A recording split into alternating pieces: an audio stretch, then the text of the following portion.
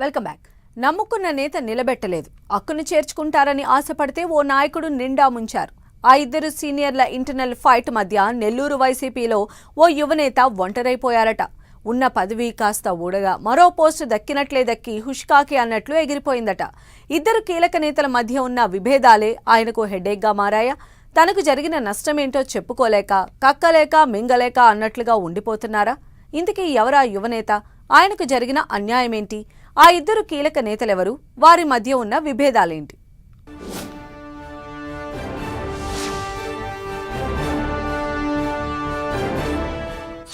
నెల్లూరు వైసీపీలో సీనియర్ల ఫైట్ లో యువ నేతకు ఎసరు. అనిల్ కుమార్ వర్సెస్ చంద్రశేఖర్ రెడ్డి మధ్యలో నాగార్జున ఒంటరి.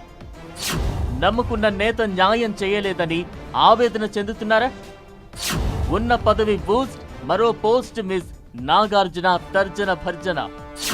నెల్లూరు వైసీపీ సీనియర్ నేత మధ్య ఉన్న విభేదాలు ఓ యువ నేతకు హెడ్ఏక్ గా మారాయి. నెల్లూరు జిల్లా యువజన విభాగం అధ్యక్షుడిగా పనిచేసిన Utukuru Nagarjuna fire brand leader గా పేరు తెచ్చుకున్నారు. మాజీ మంత్రి అనిల్ కుమార్ యాదవ్ ప్రధాన అనుచరుడు. వైసీపీ జిల్లా అధ్యక్షుడు కాకాని గోవర్ధన్ రెడ్డితోనూ నాగార్జునకు మంచి సంబంధాలే ఉన్నాయి. సీనియర్ నేతలు, నియోజకవర్గ ఇన్ఛార్జీల కంటే బలంగా వైసీపీ పార్టీ యాక్టివిటీ, సర్కార్పై అటాక్ మోడ్ లో వెళుతూ గుర్తింపు తెచ్చుకున్నారాయన. కానీ ఇటీవలే వైసీపీ అధిష్టానం యువజన విభాగం జిల్లా అధ్యక్ష పదవి నుంచి ఊటుకూరు నాగార్జునను తప్పించింది. దీంతో వైసీపీలో తనపై కుట్ర జరుగుతుందంటూ మీడియా ముందుకొచ్చి ఆవేదన వెళ్లగక్కారు నాగార్జున.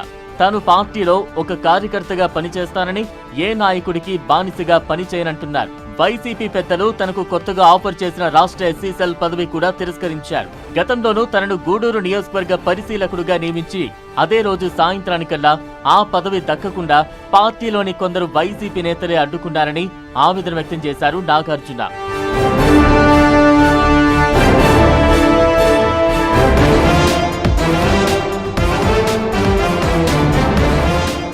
నాగార్జున మాజీ మంత్రి అనిల్ కుమార్ యాదవ్ కు అనుచరుడైన ఆయన ఇప్పుడు లేకపోవడంతో Nellore city YCP incharge MLC Parvathareddy Chandrasekhar రెడ్డితో కలిసి తిరుగుతూ కొంతకాలం పార్టీ కార్యక్రమాల్లో పాల్గొంటూ వచ్చారు నాగార్జున. అయితే అనిల్ కు చంద్రశేఖర్ రెడ్డికి మధ్య అంతర్గత విభేదాలు ఉన్నాయట. దాంతో నెల్లూరు సిటీ నియోజకవర్గంలో అనిల్ వర్గాన్ని దాదాపు దూరం పెట్టేశారట చంద్రశేఖర్ రెడ్డి.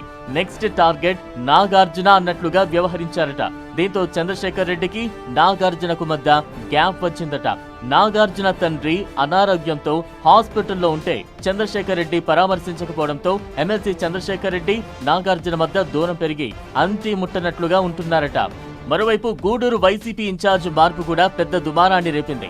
మేరిగ మురళిని తప్పించి బూదూరు గురవయ్యను ఇన్ఛార్జిగా నియమించడంతో అధిష్టాన నిర్ణయంపై వైసీపీ లీడర్లు, కేడర్ నుంచి నిరసన వ్యక్తమైంది. ఈ అసంతృప్తిని చల్లార్చేందుకు కొద్ది రోజుల క్రితం నాగార్జునను యువజన విభాగం జిల్లా అధ్యక్షుడు పదవి నుంచి తప్పించి ఆ పదవిని మేరిగ మురళి తనయుడు రేవంత్ చక్రవర్తికి అప్పగించారట వైసీపీ పెద్దలు.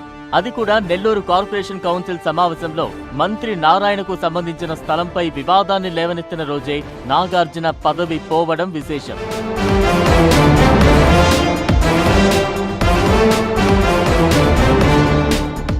తనను యువజన విభాగం జిల్లా అధ్యక్ష పదవి నుంచి తప్పించిన వెనుక పర్వతరెడ్డి చంద్రశేఖర్ రెడ్డి హస్తం ఉందనేది నాగార్జున డౌట్ అంటున్నారు.